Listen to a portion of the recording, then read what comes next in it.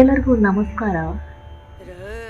ನಮ್ಮ ಹಿಂದೂ ಕ್ಯಾಲೆಂಡರ್ ಪ್ರಕಾರ ಸಂಕಷ್ಟಿ ವ್ರತ ಅಥವಾ ಸಂಕಷ್ಟಿ ಅನ್ನೋದು ತುಂಬಾ ಪ್ರಾಮುಖ್ಯತೆಯನ್ನ ಪಡೆದಿದೆ. ಸಾಕಷ್ಟು ಜನರು ನಾವು ಸಂಕಷ್ಟಿ ವ್ರತವನ್ನ ಮಾಡ್ತೀವಿ ಅಂತ ಹೇಳೋದನ್ನ ನೀವು ಕೇಳಿರ್ಬೋದು. ಹಾಗಾದ್ರೆ ಏನು ಈ ಸಂಕಷ್ಟಿ ವ್ರತ ಅಂತ ಕೆಲವರಿಗೆ ಸಂದೇಹ ಇರಬಹುದು. ಸಂಕಷ್ಟ ಅಂತ ಅಂದ್ರೆ ಏನು? ಕಷ್ಟ. ಇದನ್ನ ನಾವು ಸಂಸ್ಕೃತದಲ್ಲಿ ಸಂಕಷ್ಟ ಅಂತ ಹೇಳ್ತೀವಿ. ಅಂದ್ರೆ ಕಷ್ಟಗಳನ್ನ ಪರಿಹಾರ ಮಾಡುವಂಥದ್ದು ಸಂಕಷ್ಟ ಚತುರ್ಥಿ. ಸಂಕಷ್ಟ ಚತುರ್ಥಿ ದಿನ ನಾವು ಗಣೇಶನನ್ನ ಆರಾಧನೆ ಮಾಡ್ತೀವಿ. ಗಣೇಶ ಸಮಸ್ಯೆಗಳನ್ನ, ವಿಘ್ನಗಳನ್ನ ನಿವಾರಣೆ ಮಾಡುವವ. ಸಂಕಷ್ಟ ಚತುರ್ಥಿ ದಿನ ನಾವು ಗಣೇಶನನ್ನ ಪೂಜೆ ಮಾಡಿದ್ರೆ, ಅವನ ಕುರಿತಾಗಿ ವ್ರತವನ್ನ ಮಾಡಿದ್ರೆ ನಮ್ಮ ಕಷ್ಟಗಳು, ಏನು ಸಮಸ್ಯೆ ಇದೆ, ಏನು ಜೀವನದಲ್ಲಿ ಅಡೆತಡೆಗಳಿವೆ, ಅದೆಲ್ಲವೂ ನಿವಾರಣೆ ಆಗುತ್ತಂತೆ. ಹಾಗಾಗಿ ಸಂಕಷ್ಟ ವ್ರತವನ್ನ ಅನೇಕರು ಮಾಡ್ತಾರೆ. ಸುಮಾರು ಜನರಿಗೆ ಸಂಕಷ್ಟ ವ್ರತ ತುಂಬಾ ಡೀಟೇಲ್ ಆಗಿ ಮಾಡೋಕೆ ತುಂಬಾ ಕಷ್ಟ ಆಗುತ್ತೆ. ಕೆಲವರು ಓದ್ತಾ ಇರ್ಬೋದು, ಇನ್ನು ಕೆಲವರು ಸಿಟಿಲಿ ಜೀವನ ಮಾಡ್ತಾ ಇರ್ಬೋದು, ಕೆಲವರಿಗೆ ಸಮಯ ಇರೋದಿಲ್ಲ. ಹಾಗಾಗಿ ಎಲ್ಲವನ್ನ ಕಟ್ಟುನಿಟ್ಟಾಗಿ ಮಾಡೋದು ತುಂಬಾ ಕಷ್ಟ. ಹಾಗಾಗಿ ನಮ್ಮ ಅಗತ್ಯತೆಗಳು, ಅನಿವಾರ್ಯಗಳಿಗೆ ತಕ್ಕಂತೆ ನಾವು ಸಂಕಷ್ಟ ಚತುರ್ಥಿ ವ್ರತವನ್ನ ಮಾಡಿದ್ರೆ ದೇವರು ಕೂಡ ಮೆಚ್ತಾನೆ. ತುಂಬಾ ಸಂಪ್ರದಾಯಬದ್ಧವಾಗಿ ಮಾಡಬೇಕು ಅಂತಂದ್ರೆ ಕಷ್ಟ.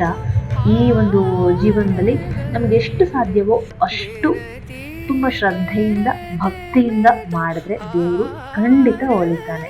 ಏನಂತೀರಾ? ಸುಮಾರು ಜನರಿಗೆ ಉಪವಾಸ ಇರೋದು ಕಷ್ಟ ಆಗುತ್ತೆ, ಆರೋಗ್ಯಗಳ ಸಮಸ್ಯೆಗಳಿರುತ್ತೆ. ಸೊ ಹಾಗಾಗಿ ಅಂಥವ್ರು ಏನ್ ಮಾಡಬಹುದು ಅಂತಂದ್ರೆ ಸಂಕಷ್ಟಿ ದಿನ ಈರುಳ್ಳಿ, ಬೆಳ್ಳುಳ್ಳಿ ಅದನ್ನೆಲ್ಲ ತಿನ್ನಬಾರ್ದು ಅಂತ ಹೇಳ್ತಾರೆ.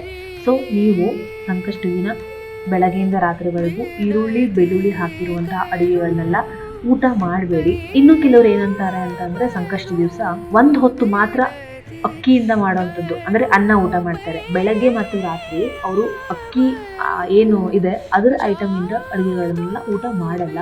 ಸೊ ಹಾಗಾಗಿ ನೀವು ಬೆಳಗ್ಗೆ ಹಣ್ಣು ಹಂಪಲನ್ನ ಸೇವನೆ ಮಾಡ್ಬೋದು. ಅಥವಾ ಇದ್ರ ಜೊತೆಗೆ ಅಥವಾ ಜೋಳ, ಇನ್ನು ಈ ಥರದೊಂದು ಕಾಳೆಗಳ ಏನು ಕಾಳಿದೆ ಆ ಕಾಳುಗಳ ಸಂಬಂಧಪಟ್ಟಂತ ಒಂದು ಅಡುಗೆನ ಮಾಡಿಕೊಂಡು ಬೆಳಗ್ಗೆ ಮತ್ತೆ ನೈಟು ಸ್ವೀಕಾರ ಮಾಡಬಹುದು. ಇದರ ಜೊತೆಗೆ ಗಣೇಶನಿಗೆ ಯಾವುದು ತುಂಬಾ ಪ್ರಿಯವಾದದ್ದು ಹೇಳಿ? ಗರಿಕೆ ಹುಲ್ಲು ಅಲ್ವಾ? ಸೊ ಗರಿಕೆ ಹುಲ್ಲನ್ನ ನೀವು ನಿಮ್ಮ ಕೈಯಾರೆ ಕೊಯ್ದು ಮಿನಿಮಮ್ 21, ನಿಮ್ಮ ಹತ್ರ ಆಗುತ್ತೆ ಅಂದ್ರೆ ನೀವು 108 ಮಾಡ್ಬೋದು, ಇನ್ನೂ ಜಾಸ್ತಿನೂ ಕೊಯ್ಬೋದು. ಬಟ್ ಮಿನಿಮಮ್ 21 ತಗೊಂಡು ಅದನ್ನ ಗಣೇಶನಿಗೆ ಅರ್ಪಿಸಿ, ಜೊತೆಗೆ ಗಣೇಶನ ದೇವಸ್ಥಾನ ಹತ್ರ ಇದೆ ಅಂತಂದ್ರೆ ಸಂಕಷ್ಟಿ ದಿವಸ ಒಂದು 21 ಪ್ರದಕ್ಷಿಣೆ ಹಾಕಿ ನಮಸ್ಕಾರ ಮಾಡಿ. ಇಷ್ಟನ್ನ ಮಾಡ್ತಾ ಬಂದ್ರು ಕೂಡ ಗಣೇಶ ನಿಜವಾಗ್ಲೂ ನಿಮ್ಮ ಒಂದು ಮೊರೆಗೆ, ಪ್ರಾರ್ಥನೆಗೆ ಒಲ್ತಾನೆ. ಅದರಲ್ಲಿ ಡೌಟೇ ಬೇಡ. ಸೊ ಇದು ತುಂಬಾ ಸಿಂಪಲ್ ಆಗಿರುವಂಥದ್ದೆಲ್ಲ ಮಾಡ್ಬೋದಲ್ವಾ? ಇಷ್ಟನ್ನು ಮಾಡೋಕ್ಕಾಗಲ್ಲ ಅಂತಂದ್ರೆ ಹೇಗೆ ಅಲ್ವಾ? ಇನ್ನು ಕೆಲವರು ವ್ರತವೆಲ್ಲ ಮಾಡ್ತಾರೆ, ಬೆಳಗ್ಗೆಯಿಂದ ರಾತ್ರಿವರೆಗೂ ಉಪವಾಸ ವ್ರತ ಮಾಡ್ತಾರೆ, ಬರೀ ನೀರು ಕುಡ್ಕೊಂಡಿರ್ತಾರೆ. ಆಮೇಲೆ ನೈಟು ಸಂಕಷ್ಟಿ ದಿನ ಚಂದ್ರನ ನೋಡ್ಕೊಂಡು ಆ ವ್ರತವನ್ನ ಮುರಿತಾರೆ.